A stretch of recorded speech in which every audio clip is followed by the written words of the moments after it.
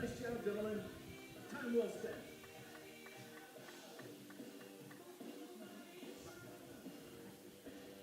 Welcome back, everyone, to Legacy Fields. We're having some difficulty with the screen.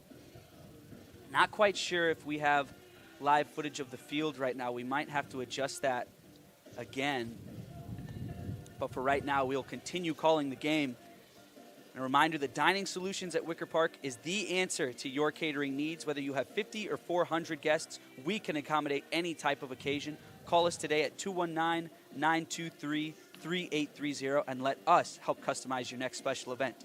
From what you missed in the last half inning, no runs were scored.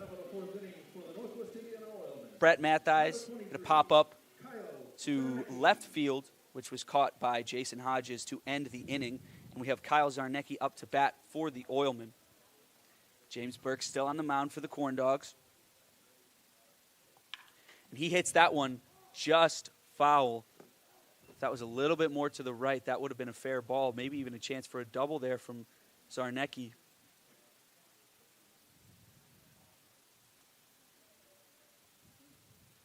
Here comes the 0-1. That's popped straight up. Not playable. That one's going out. Watch out.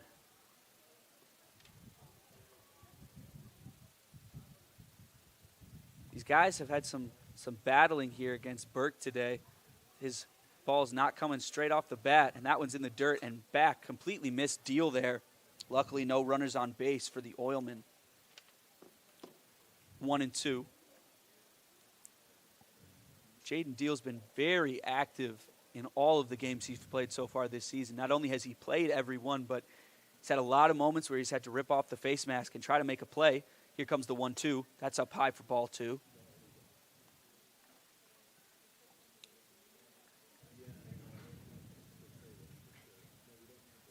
We should be able to have video again for next half inning. Here comes the 2-2. That one's hit straight up once again. Could be playable for Ridgeway out there. And that stays in, but that's a foul ball. Can't blame Ridgeway there. That one might have sent him right into the fence if he had gone 100% for that. Maybe if we had Scott Hansen out there, he would have dove for it like he has these past 2 games. Scott Hansen, you're right, made 2 great plays, and both of them ended up being the University of Chicago Medicine play of the game. He had the one on Thursday where he came out of nowhere, literally left field to make the play. Here comes the 2-2. That's popped straight up once again. Cal Curiel calls off his teammates and gets the out. Next batter for the Oilmen, number 4, David Marshall. Yeah, Curiel makes a great play there. He communicates loud and clear for everyone to hear. I just rhymed without even trying, so I'm proud of myself there. But Curiel makes the play, and there's one out. I'm not calling myself Dr. Seuss, but. Poet, and you didn't even know it. Here's David Marshall, takes his first, almost hits him at the knees for ball 1.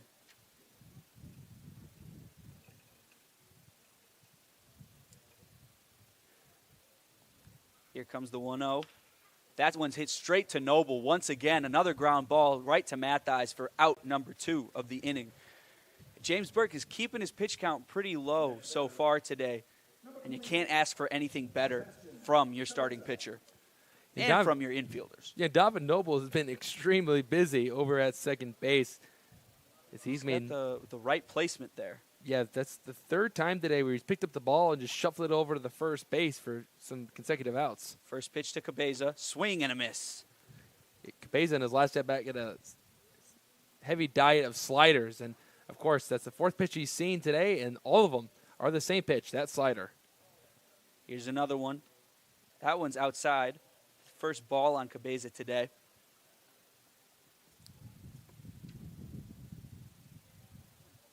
The 1-1. Strike 2 called. And once again, James Burke looking to add another strikeout to his collection today and send them to the bottom of the 4th inning. Here comes the 1-2. And that one's hit foul just outside the base path.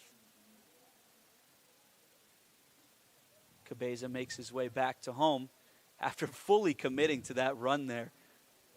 You know, that's great to see. Not sure if the ball is going to go foul or not. A lot of guys would trot their way to first, but not Cabeza. He gave it everything he had there. And for Cabeza, that also buys him some time to think about what the next pitch could be against Burke. He's looked lost in these first two at-bats, but he's a good veteran hitter and could settle in here and see something that he likes. Quick pitch from Burke, tipped by Cabeza there, and that's straight into the glove of Deal for out number 3 of the inning. Corndogs still on top 3-0 as we head to the bottom of the 4th.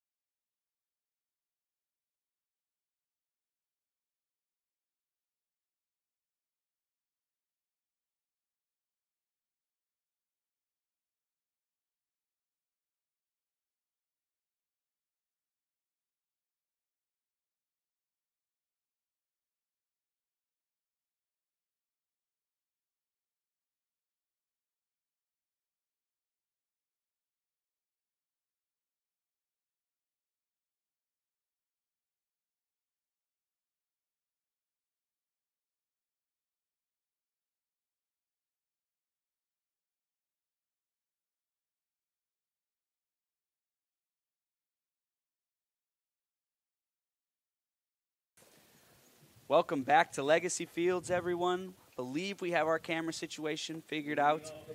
And Diversified Marketing Strategies is a full-service marketing agency that specializes in all forms of media and advertising. Are you ready to start a project with DMS? Visit us at thinkdiversified.com. Another great inning for James Burke. And Jacob Ferry at the plate. That's way outside for ball 1. James Burke. Great showing today, and that's been the case for each of the starting pitchers for the Corndogs this series. Nothing more you can ask from them. Here comes the 1-0. Way outside once again for ball number 2.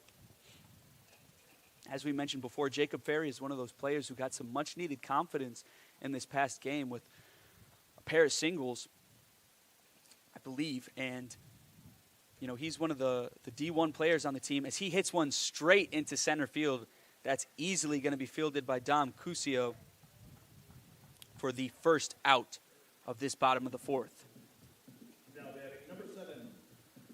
Ferry showing off his power there, but with this wind, it's not much more you can ask. That's not going to go much deeper than that. But I am very surprised that that ball we saw hit by Tyler Schultz earlier, which I believe, unfortunately, the camera was off for, which bounced right off the pizza sign back there.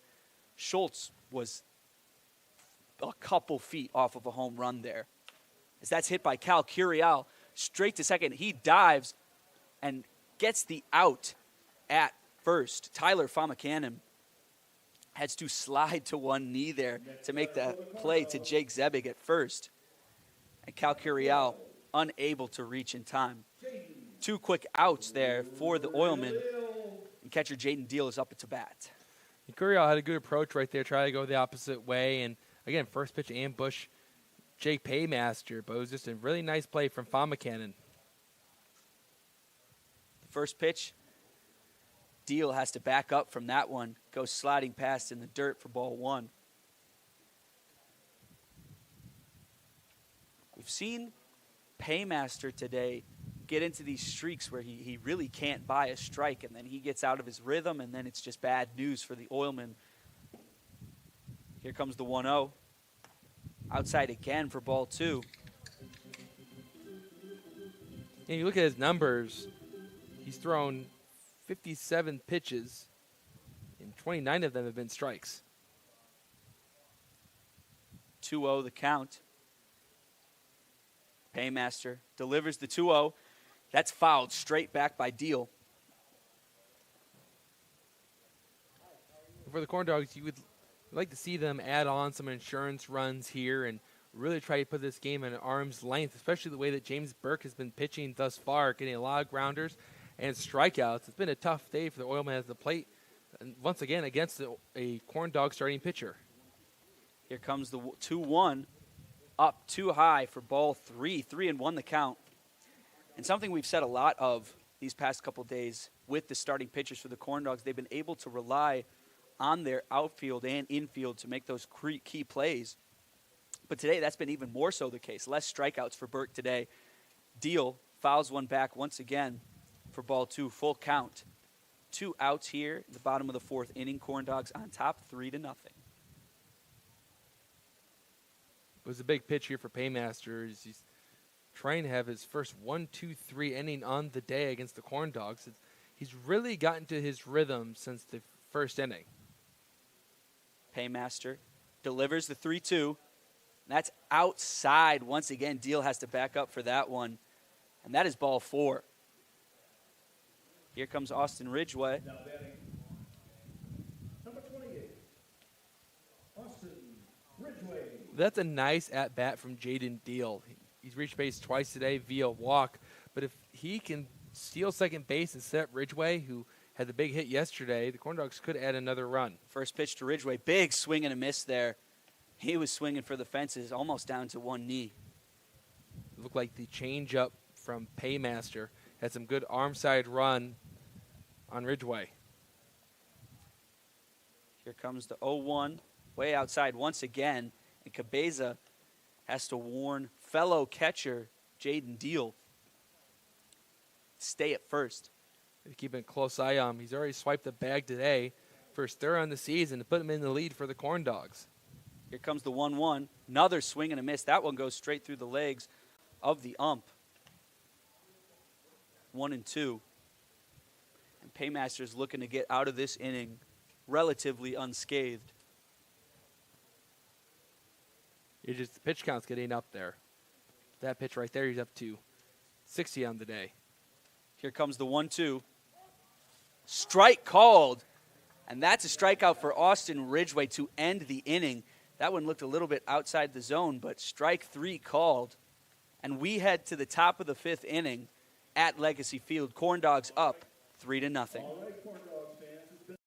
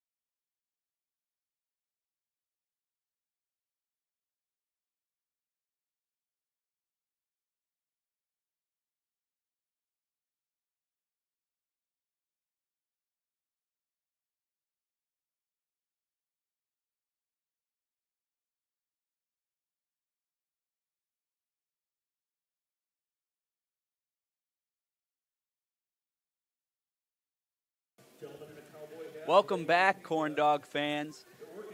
We're here at Legacy Fields, and I, Noel Ferry, am sending it off to Andrew Mild for these next innings. All right, thanks, Noel. It is the fifth inning, as you mentioned, with the Corndogs leading by 3 runs.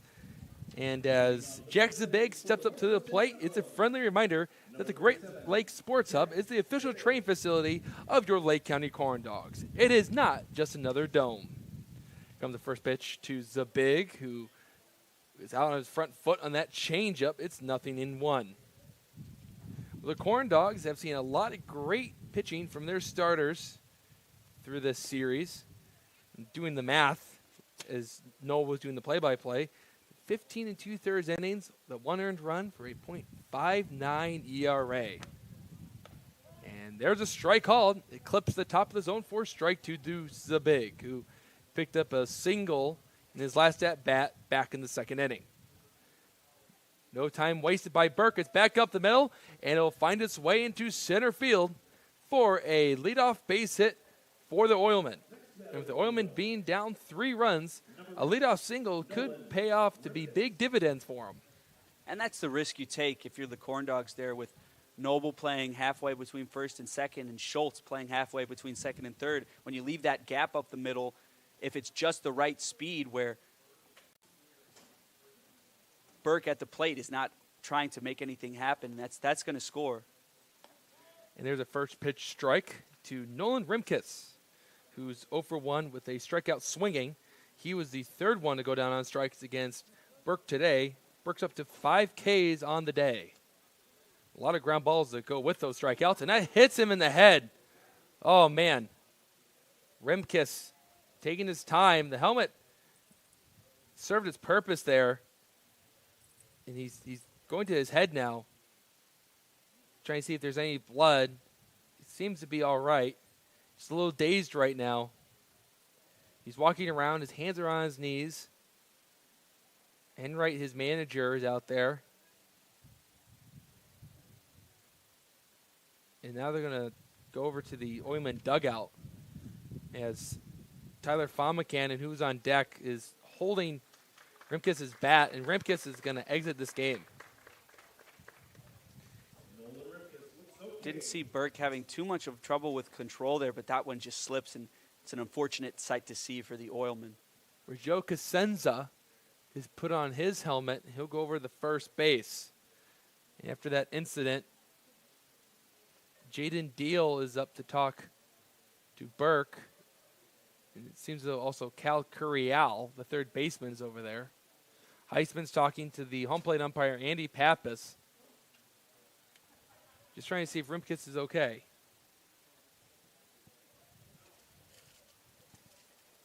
It looked like it was a breaking ball that sailed up and in on Rimkus.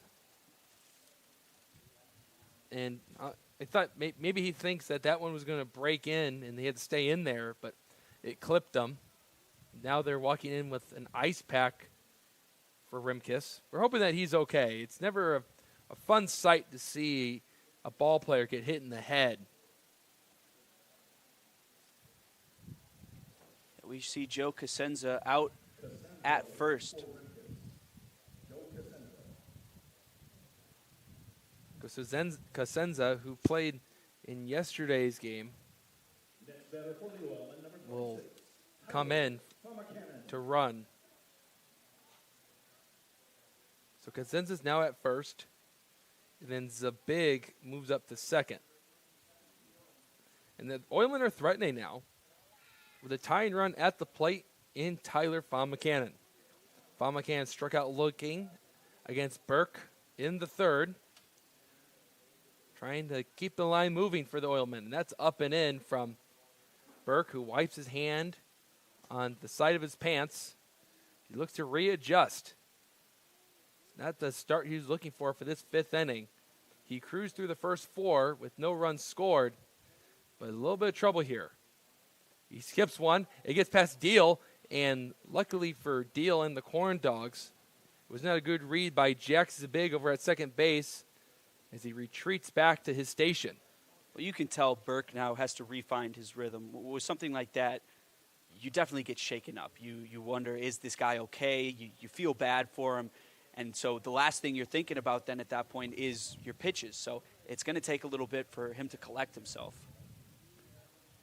Burke is set and ready to go. Here comes the 2-0 offering. And he finds the strike zone there. Paint job on the inside corner. 2-1. That's a huge pitch from Burke there, able to find the strike zone. That's the difference between 2-1 and 3-0 with runners on first and second. And no outs here in the top of the fifth. Chopper left side, Curiel crashing. He has no play on anywhere but first base, and that's where he'll go to get Fama Cannon.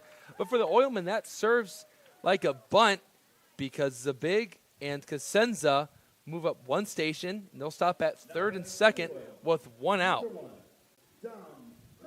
And with that play, that will send the Oilmen to the top of their order with Dom Curcio, who in 2 at-bats has put the ball in play. The one to Curiel at third, and another one was hit to Donovan Noble in the third.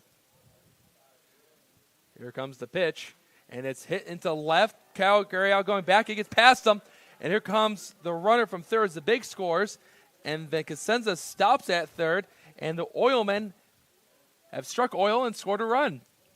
It's a good way to put it. But a good approach at the plate from Curcio. He just slapped that into left field. Not Tommy Pham style, but either way, drives in a run. And the Oilmen are still threatening. The tying runs at first base in Curcio. It's now Hodges who had that double down the line earlier in the game, and he takes one for a strike. Hodges has been red hot in this game. He's 2 for 2, a double and a single. And for Burke, he's looking to roll up a double play here and end this inning and keep this game at a 2-run lead. Gets a sign from Deal. Here it comes. And that's inside, and it does get Hodges. And the inning will continue for the Oilmen as they load up the bases. And here comes the pitching coach for the Corndogs. Burke is unraveling a bit here. Going to want to have a word with them. Try to see if they can rethink things. Doesn't really appear that Burke has looked the same since that hit to the head of Nolan Rimkus.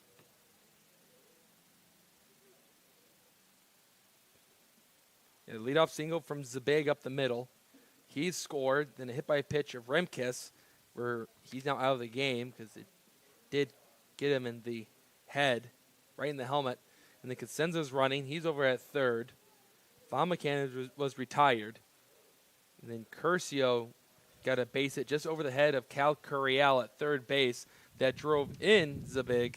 And then Hodges just got hit. So Hodges has reached base all 3 times today. And the Oilmen have the tie-in run in scoring position. Chris Baker, 0 for 2 on the day. Like we said, we said watch out for him in today's game. And he has an opportunity to blow this one wide open here. Well, the Oilmen have now officially out-hit the Corndogs so far in this game. They've picked up 5 hits, and 2 of them have come in this inning. Baker will step up to the plate with every base occupied by an Oilman.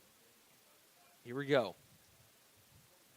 Here comes the pitch, and it's fouled off to the left, 0-1. So after the talk with the assistant coach, Kyle Hallberg, Burke takes a breath and fires the first pitch strike. That's a big situation. You don't want to fall behind in the count. It's 0-1. Runner on every base. Burke gets his sign. He's ready to go. Here it comes. And this is fouled off to the left again as Curiel gives it a good look. And so there's Ridgway down that left field line. We'll do 0-2 now. Baker offers some good speed, and he's a left-handed hitter, so he's a little bit closer to first base than a right-handed hitter would be.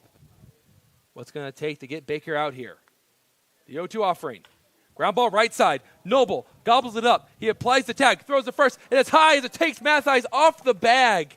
So the run will score. That's Cosenza tapping home plate. It's 3-2 now. As Noble had the right idea, but he rushed the throw. And Mathies had to come off the bag to make sure the ball didn't get to the backstop behind him and allow another run to score. And it's a 1-run game now.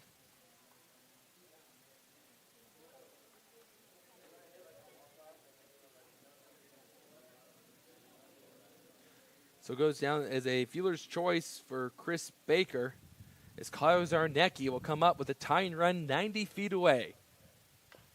He hits one to the left and to his third base coach for the first strike. 3-2 is now the score. Corndogs still holding on to the lead, as all 3 runs came in the bottom of the first inning. Runners on the corners, Baker at first, and Hodges was actually retired. So that's Curcio at third, and another one hit out of play for strike 2. So it's 0-2 to the Oilmen's cleanup hitter today. Zarnecki's over 2, where he reached on an error and then popped out the third. Runner on the move, that's Baker, and it's hit to the left side. Schultz picks up, and it goes past Schultz, actually. A run will score, and we're going to be tied at 3. Just some sloppy play by the Corndogs in this inning. And for the first time in this series, the Oilmen have been able to tie the Corndogs. There comes manager Justin Heisman from the dugout. With that being the second visit, the Corndogs are going to have to go to the bullpen. And with this visit, we're going to take a quick break, and when we come back, we'll have the stats and name of the new hurler for the Corndogs. The score is now 3-3.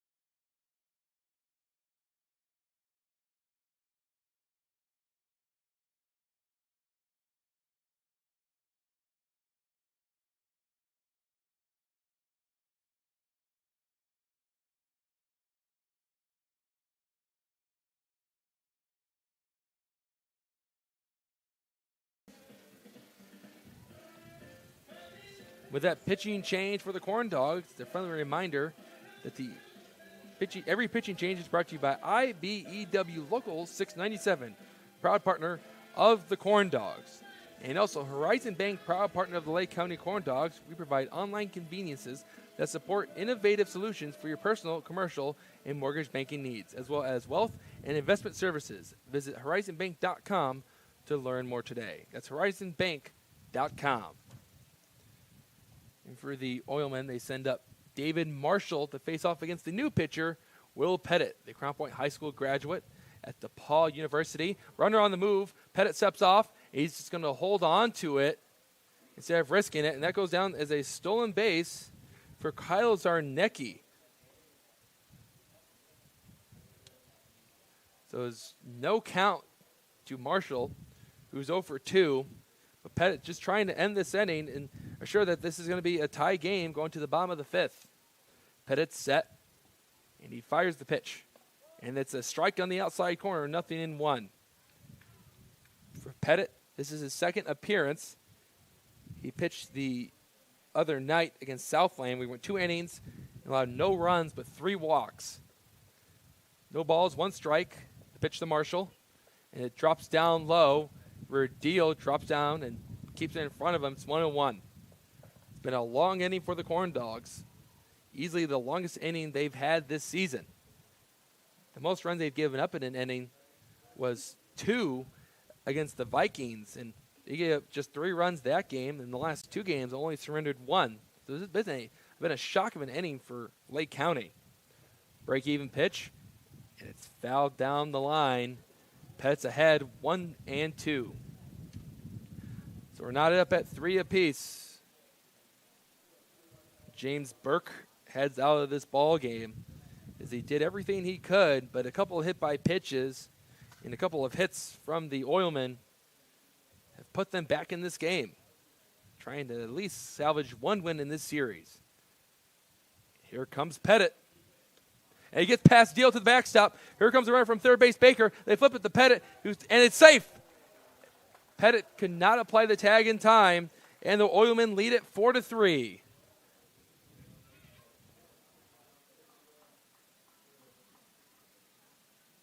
A great read from Baker over at third base.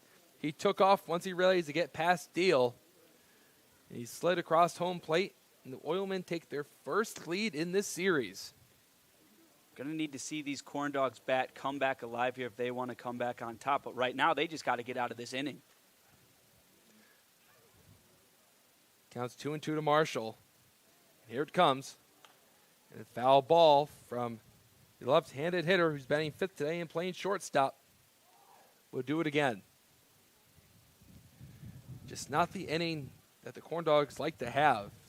They had cruised through the first 4 innings, and they've been leading since the first inning, 3-0. But unfortunately, this inning has come back to bite them. Pettit set at the belt. Hair flying behind his cap, the pitch. It's a curveball that stayed up. Pettit cannot locate it. It's now a full count.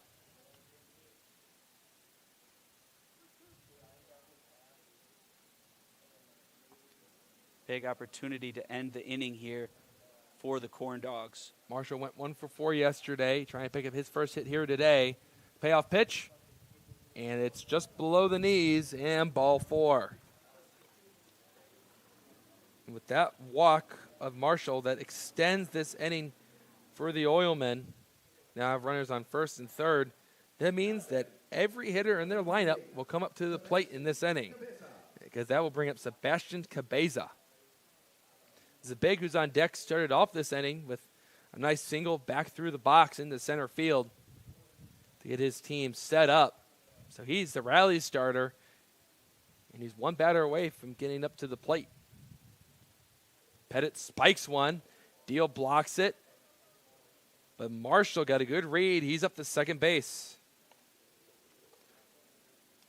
Pettit not happy with himself there. He slams the ball into his glove. He came in after Zarnecki reached on an E6 from Tyler Schultz, who did not get his glove down in time and allowed the game to be tied. The 1-0 is backhanded by Deal in the dirt to move the count to 2 balls and no strikes. For the Corndogs, they've thrown a lot of strikes through these first 2 games of the series and through the first 4 innings, but right now the strike zone looks like a teacup to these pitchers. The 2 offering gets past Deal to the backstop. Here comes Zarnecki from third, and he'll score and make this game 5-3.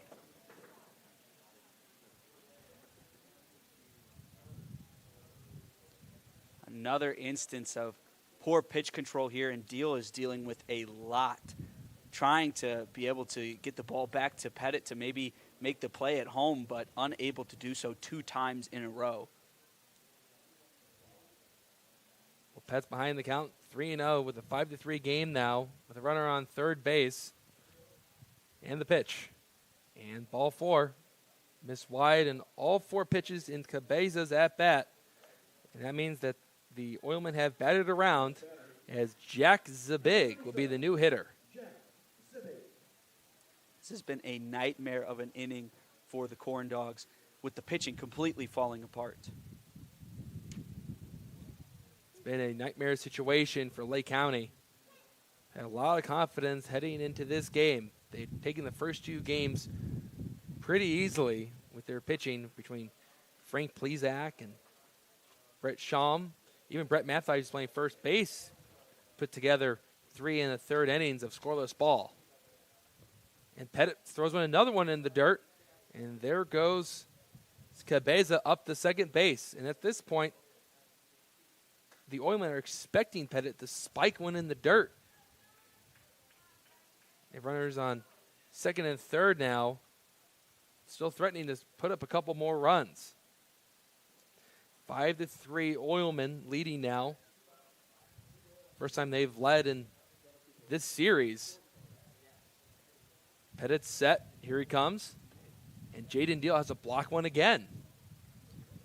Pettit can not only not find the strike zone, he can't even find the glove of Deal right now.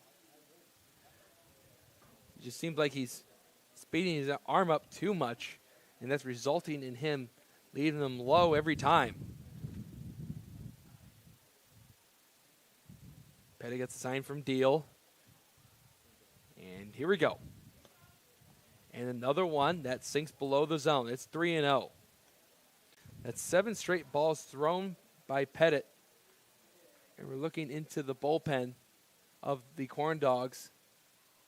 It looks like a left-hander is warming up.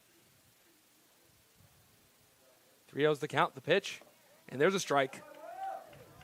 Pettit settles in, throws one down the middle. Fans trying to will Pettit back into this. That's maybe just something he needed, to be able to see it, get that strike called. We'll see what he can do here. 3-1. And once again, Pettit misses the strike zone. And a ball 4 to Zabig. Now batting for the Oilmen, number 20, Joe Casenza. And this inning it continues for the Oilmen as the bases continue to be loaded. Casenza will now get his first plate appearance today as he came in for Rimkus, who got hit by the pitch from James Burke. And it fouled straight back. Casenza trying to be aggressive on the first pitch, and he just missed it. 0-1, went right over our heads. Thought maybe I'd have to show off my fielding abilities, but found its way into the parking lot that's behind us. Here comes Pettit, and another one fouled straight back. It was realistically the same result. If that one had a little bit more spin to it, that was right at me. I like the sound effect to go with that one. Hopefully it wasn't my car that had the cracked windshield.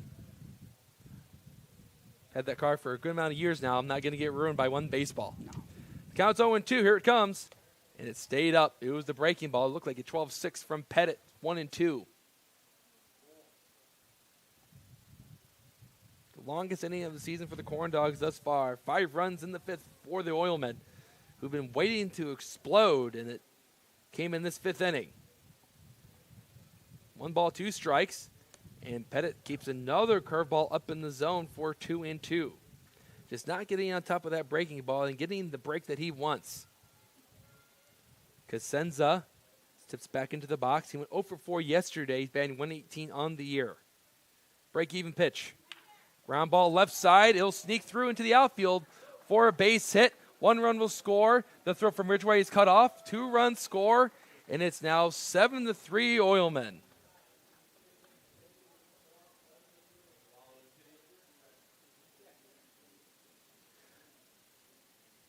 So Casenza got the pitch that he was looking for, drove it into left field just between Currial and Schultz.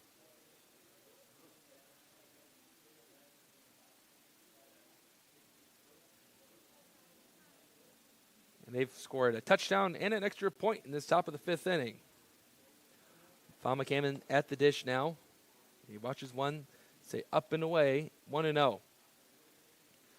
But for the Corndogs, they still have 4 innings to try and make up this ground of 7-3. And for starting pitcher of the Oilmen, there's a strike to Fama Cannon. Jake Paymaster, he's had to sit in the dugout for quite a long time, because it's just been a nice long inning. He's got to be happy to see the run support for his club, as the other 2 starting pitchers did not get that support. And it's off the end of the bat of Fama Cannon and fouls 1-2.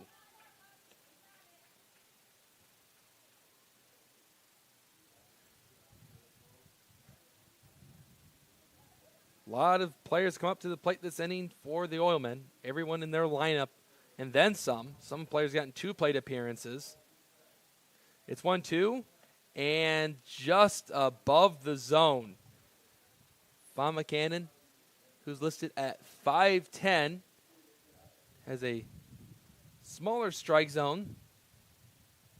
And he took one up. It's a 2-2 count. Here it comes. And it's low. So on this pitch, runners will be on the move. As that pitch right there from Pettit was his 26th, as the DePaul Tiger tries to get out of this inning and keep the damage at 7. Runners on the move on the pitch. Here we go. And Cosenza stayed back, slapped it foul. We'll do 3-2 again.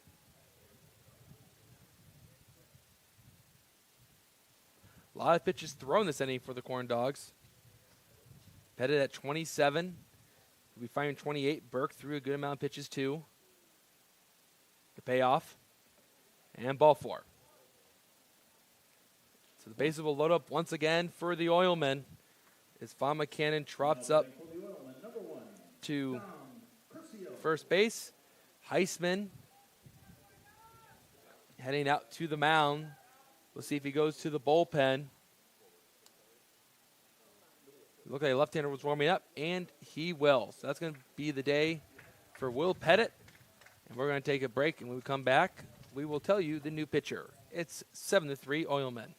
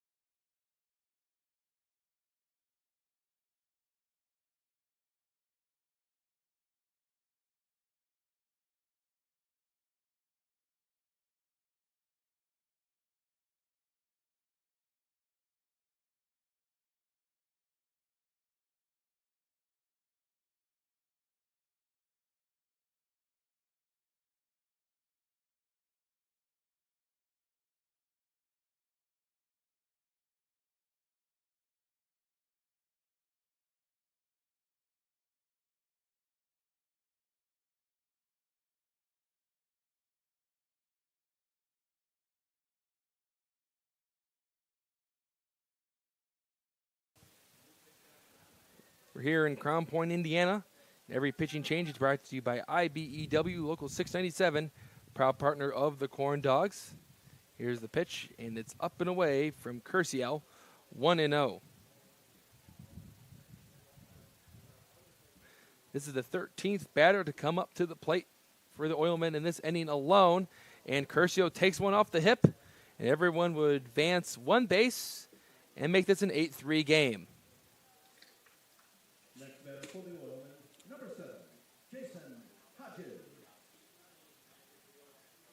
Not the inning the Corndogs were looking for.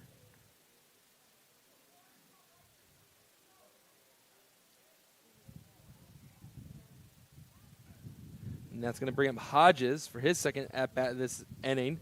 He was also hit by a pitch, but then was retired over at second base on the 4 unassisted from Donovan Noble. And then when he relayed the throw over the first, he left it a little bit high. That was in Chris Baker's at-bat. Baker is on deck. We're still in the top of the 5th, where the Oilmen have scored a touchdown. They went for the 2-point conversion, and it was successful. It's 8-3 right now. Corndogs have not scored since the bottom of the first. And there's a strike, and they're trying to get back into the dugout. They've been out there for quite some time now. As the new left-hander is set and the pitch, and it's in there for a strike, 1-2. This is Corey Marlowe. Corey Marlowe is the new pitcher. He's ahead in the count, 1-2. Ground ball, left side. Here comes Curiel. He'll pick it up, race over to third, and they got him. Finally stopped the bleeding to end this top of the fifth. We go to the bottom of the fifth with the Oilmen now up 8-3.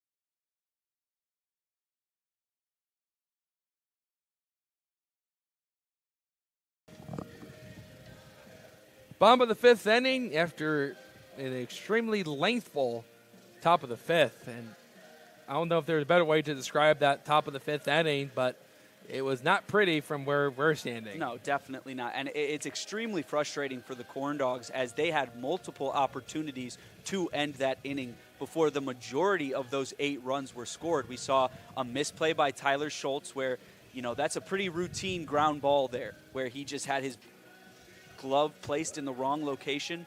That gave up. That was near the beginning. That was when I believe only 2 or 3 runs were scored.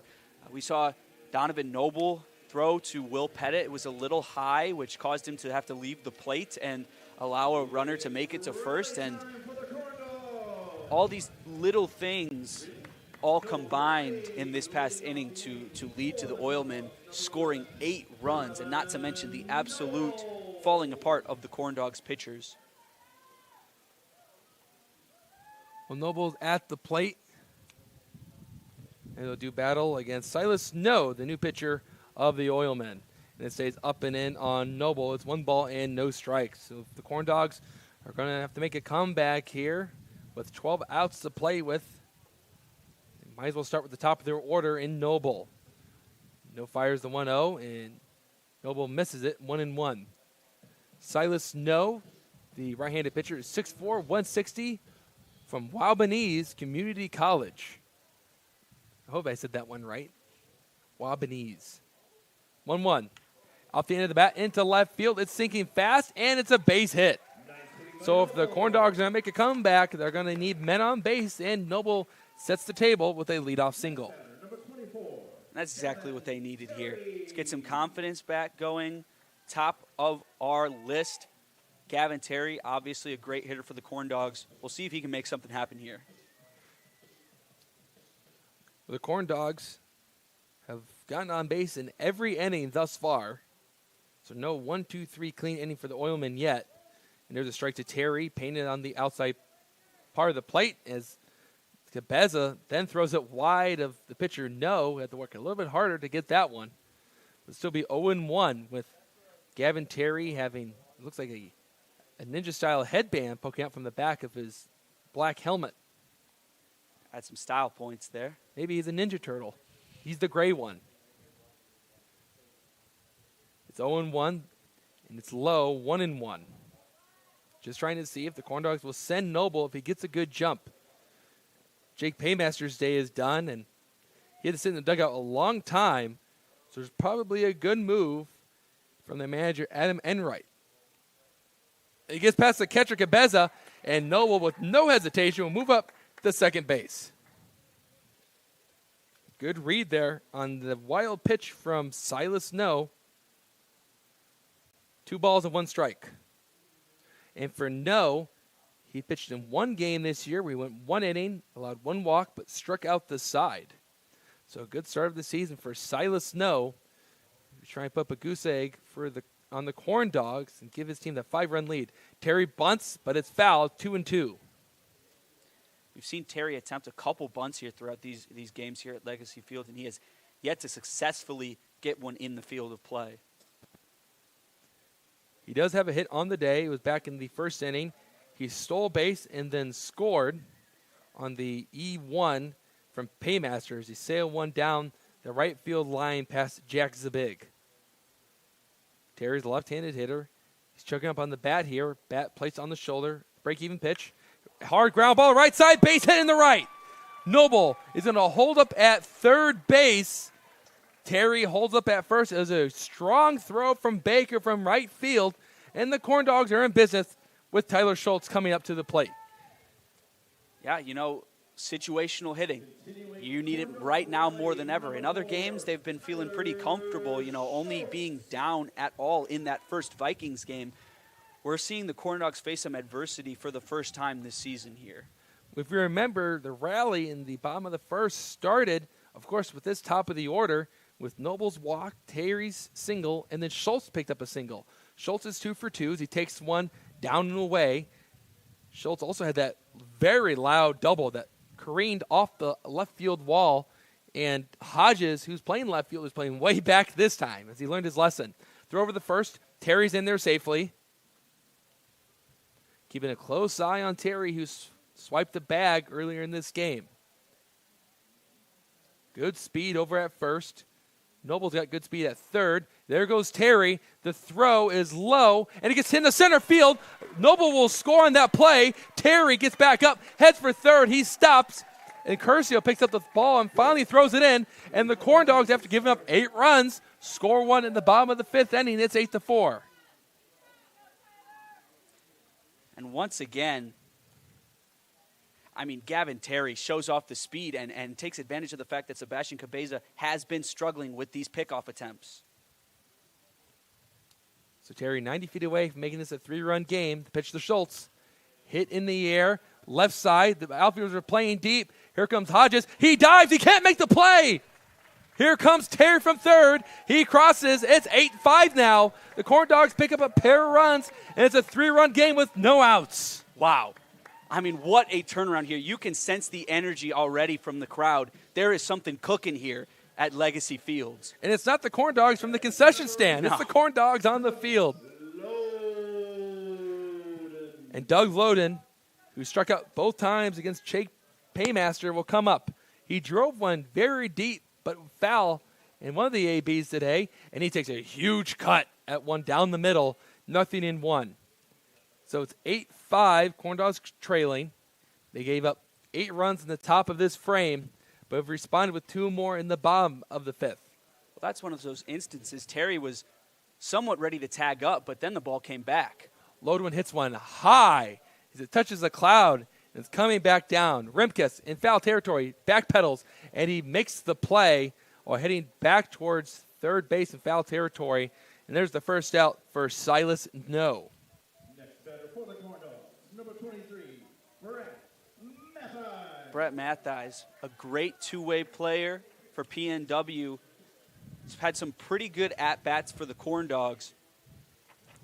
Maybe looking to send Tyler Schultz further down the base path. Outfielders playing deep. Schultz on the move. It was a breaking ball. They throw down the second, and he slides in way short.